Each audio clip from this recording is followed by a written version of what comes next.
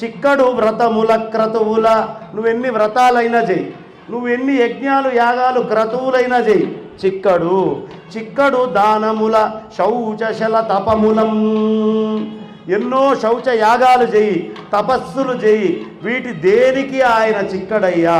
చిక్కడు యుక్తికి చిక్కడు, భక్తిని చిక్కిన ప్రియనచ్యుతుండు సిద్ధముసుంది. ఒక్క భక్తికి మాత్రమే చిక్కుతాడయ్యా, ఇంకా నువ్వు ఏ పటాటోపాలు చేసినా ఆయన చిక్కడు అనే విషయాన్ని చెప్తున్నాడు. జలయు ఎక్కడున్నాడు రా, అసలు నీకున్న బలం ఏమిటి, ఆ విష్ణువుకున్న బలం ఏమిటి, ఈ బలం మొత్తం చెప్పరా అంటే, బలయుతులకు దుర్బలులకు బలమెవ్వడు, నీకు నాకు బ్రహ్మాదులకు బలమెవ్వడు, ప్రాణులకును బలమెవ్వండట్టి విభుడు జలం బలమసురేంద్ర. ఓ అసురుడా, బలయుతులకి దుర్బలులకి ఇద్దరికీ కూడా బలమెవ్వడో, నీకు నాకు బ్రహ్మదేవాదులకి అందరికీ కూడా బలమెవ్వడో, ప్రాణులకు బలమెవ్వడో, అలాంటి విభుడు వాడే నాకు బలం అసురేంద్ర, నా బలం వాడే, వాడి వల్లే నేను చావట్లేదు. దిక్కులు కాలముతోనే దిక్కులు లేకుండగలుగు దిక్కుల మొదలై దిక్కుగలలేని వారికి దిక్కయ్యడు వాడు నాకు దిక్కు మహాత్మా. ఈ కాలానికి వీటికి అన్నిటికీ దిక్కులున్నాయేమో, ఇదంతా దాటిన తర్వాత అన్నిటికీ వాటికి కూడా దిక్కై ఇవన్నీ దాటి ఉండే ఏ పరమాత్మ ఉన్నాడో వాడే నాకు దిక్కు. నాకు నువ్వు దిక్కో ఇంకోటి దిక్కో కాదు, మీ అందరినీ నమ్ముకొని లేను కాబట్టే నన్నెవరూ ఏం చేయలేకపోతున్నారయ్యా. ఆ పరమాత్మ నాకు బలము, ఆ పరమాత్మ నాకు దిక్కు. లోకముల తండ్రిని తిడుతున్నాడు. అరే నాన్న, నువ్వు చాలా గొప్పవాడివి, అన్ని లోకాలు గెలిచానంటున్నావు కదా, లోకములన్నీయున్ గడియలోన జయించిన వాడవు, లోకాలన్నిటినీ ఒక గడియలో జయించావు, కానీ ఇంద్రియానీకము చిత్తమున్ గెలువనేరవు, నీ లోపలే ఉన్న ఇంద్రియాలను నువ్వు గెలవలేదయ్యా. ఆ ఇంద్రియాలను నువ్వు ఎప్పటిదాకా గెలవో అప్పటిదాకా నీకు పరమాత్మ అర్థం కాడు. నిన్ను నిబద్ధు చేయు నీ భీకర శత్రులార్వురు బ్రభిన్నులు ప్రాణికోటిలో నీకు విరోధి లేడొకడు, నేర్చున చూడుము దానవేశ్వరా. ఓ దానవేశ్వరా, నీ లోపలే ఉన్నారయ్యా కామ క్రోధ లోభ మోహ మద మాత్సర్యాలనే 6 దొంగలు. ఈ 6 శత్రువులని నువ్వు నిర్జించాలి, వాళ్ళ సంగతి చూడు, వాళ్ళని గెలవలేకపోతున్నావు, బయట ఎక్కడో శత్రువు ఉన్నాడు అనే భ్రమలో ఉన్నావయ్యా. నీ శత్రువు బయట లేడు, నీ శత్రువు ఎక్కడున్నాడు, నీ లోపలే ఉన్నాడు. కామం క్రోధశ్చ లోభశ్చ దేహే తిష్టంతి తస్కరాః జ్ఞానరత్నాపహారాయ తస్మాత్ జాగృత. మెలకువతోటి చూడవయ్యా అని చెప్పి, అరే నువ్వు చెప్తున్నవాడు ఎక్కడున్నాడు రా అది చెప్పు అంటే, కలడంబోది గలండు గాలి గలడాకాశంబునంగుంభినిం కలడగ్నిన్ దిశలు బగళ్ళ నిశలన్ ఖద్యోత చంద్రాత్మలన్ గలడోంకారమునం త్రిమూర్తులన్ త్రిలింగ వ్యక్తులందంతటన్ త్రిలింగ అవ్యక్తులందంతటన్ గలడీషుండు గలండు తండ్రి వెదకంగనేల నీయాయదన్ ఎడన్. ఇక్కడ అక్కడ వెతుక్కుంటే ఎందుకు దొరుకుతాడయ్యా? భూమిలో, ఆకాశములో, అగ్నిలో, జలములో, పృథివిలో నువ్వు ఎక్కడ తీసుకుంటే అక్కడక్కడ అంతా పరమాత్మే నిండి ఉన్నాడు. ఇలాగే హిరణ్యకశిపుడు లాగానే ఒకడొచ్చి, ఈ మధ్య నాస్తికులు కూడా నాకు దేవుణ్ణి చూపించండి అని అడుగుతాడు. దేవుణ్ణి చూపించండి అంటాడు. అంటే సామాన్యమైనటువంటి ఒక ఆయన ఒక చిన్న సొరకాయ బర్ర పెట్టుకొని వాయించుకుంటూ, అరే నీళ్లల్లో ఉన్న చేపకి దాహం వేస్తోందట, కాస్త తీర్చిదారా అన్నాడు. నీళ్లల్లో ఉన్న చేపకి దాహం వేస్తే ఎవడైనా తీర్చగలడా అండి? ఆ విష్ణువులోనే జీవిస్తూ అంతా విష్ణుమయమైనటువంటి ఆ విష్ణువుని నువ్వు చైతన్యాన్ని దర్శించలేక వాడెక్కడో చూపించు అని అడిగితే ఏం చూపించాలరా?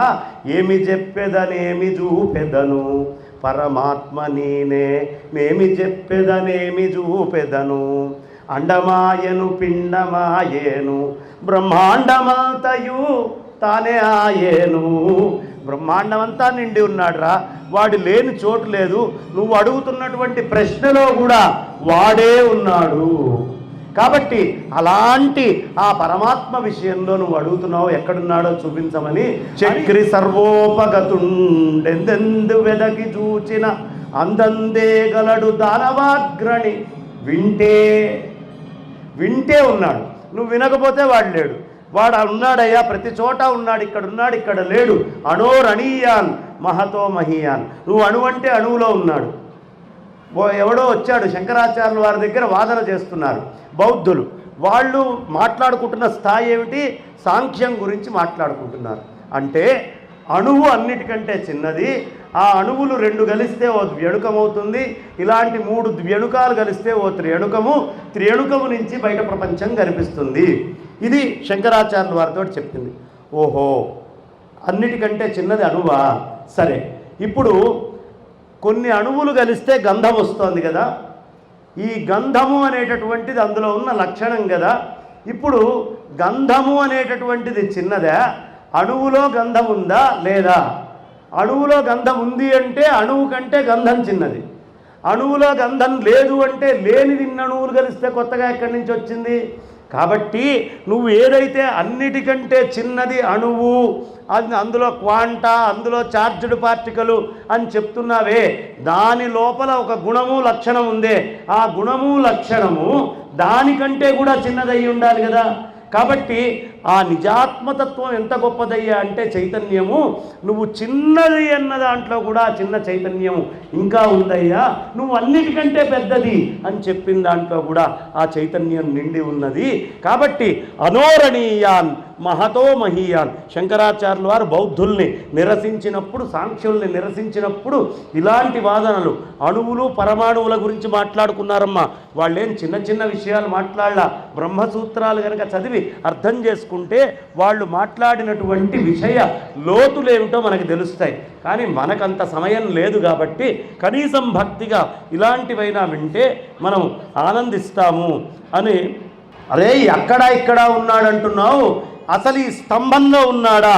అంభోజాసనుడావిగాగా తృణపర్యంతంబు విశ్వాత్ముడై సంభావంబున నుండు ప్రోడ విపుల స్తంభంబునందుండడే.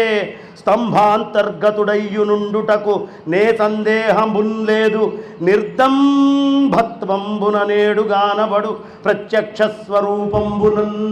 అంతటా తృణం చిన్న గడ్డిపోచలో కూడా ఉన్నాడు. అందుకనే ఈ ప్రపంచంలో మనిషి ఎన్నైనా సృష్టిస్తాడు, కానీ ఆవు తిన్న గడ్డిని సృష్టించిన వాడు ఎవడైనా ఉన్నాడో? ఒక గడ్డి పరక, ఏ ల్యాబ్లో అయినా ఒక గడ్డి పరకని సృష్టించిన వాడు ఎవడైనా ఉన్నాడా? ఎందుకు సృష్టించలేడు? వాడు గడ్డి పరకని సృష్టిస్తే పరమాత్మను సృష్టించినట్టే. అదే నిజాత్మతత్వము. ఆ పని తప్ప దీని నుంచి వచ్చే జీవకణాలు, దాంట్లో ఉండేటటువంటి క్రోమోజోమ్స్, లోపల ఉండేటటువంటి జీన్స్, జీనోమ్స్, దీని మీద వాడు రీసెర్చ్ చేయగలడు. కానీ 900 జీనోమ్లని 430కి మార్చగలిగి నేను క్రేగ్ వింటర్ అనేటటువంటి ఎక్స్పెరిమెంట్ చెప్పగలడేమో. కానీ ఎవడూ కూడా ఇప్పటిదాకా ఒక గడ్డి పరకని పుట్టించిన వాడు లేడు. గుండె బాగుండకపోతే ఇంకోటి గుండెని తీసుకొచ్చి లోపల పెట్టగలడు, కానీ గుండెని సృష్టి చేయలేడు. కిడ్నీ లేకపోతే ఇంకోటి కిడ్నీ ట్రాన్స్ప్లాంట్ చేయగలడు, కానీ కిడ్నీని సృష్టించలేడు. కారణం, అది ఆత్మ చైతన్యం అర్థమైతే తప్ప ఆ సృష్టి చేయడం ఎవడి తరం కాదు. అందుకనే కృష్ణ పరమాత్మ బ్రహ్మదేవుడు వచ్చి అమాంతం గోవుల్ని, పిల్లల్ని అన్నిటినీ ఎత్తుకెళ్ళిపోయినా యథాతథం అలా సృష్టి చేసి మళ్ళీ పెట్టాడు. ఎందుకు పెట్టాడు? ఆత్మలక్షణంలో ఉన్నవాడికి తప్ప ఇంకా ఎవ్వడికి ఆ విధమైన సృష్టి చేయడం దుర్లభం. అందుకని సృష్టి స్థితి లయలు ఎవ్వడి వల్ల జరుగుతున్నాయో వాడు అనే పదం చెప్తారు. ఆ 3 ఆయన యొక్క అనుగ్రహం వల్ల జరుగుతాయి. అందుకని ఈ స్తంభంలో ఉన్నాడా అంటే వినరాడింభక, ఈ స్తంభంలో ఉన్నాడంటున్నావు కదా. మూఢ చిత్త గరిమన్ విష్ణుండు విశ్వాత్మకుండని భాషించదవైన ఇందుంగలడే యంచున్ మదోద్రేకి అయి ధనుజేంద్రుండరజేర వ్రేసెను మహోదగ్ర ప్రభాశుంభమున్ జీన దృగ్భీషణ దంభమున్ హరిజను సంరంభమున్ స్తంభమున్. ఒక్క దెబ్బ కొట్టాడట ఆ స్తంభాన్ని. కొట్టంగానే వీడికి ఇచ్చిన వరం ఏమిటి? అంతటా ఉన్నాడు అని ప్రహ్లాదుడు చెప్పంగానే వీణ్ణి చంపడానికి అవసరమైనటువంటి నరసింహాకృతిలో స్వామి ప్రతి అణువులోనూ నిండి ఉన్నాడు. ఇక్కడ అక్కడ వదిలేసి లేడు. అందుకనే విష్ణు సహస్రనామాల్లో మీరు చూడండి, అంతటి మహానుభావుడైనటువంటి భీష్మ పితామహుల వారు, భీష్మాచార్యుల వారు ఆయన రాసిన విష్ణు సహస్రనామం అర్థమైతే ఈ స్వభావం అర్థమవుతుంది.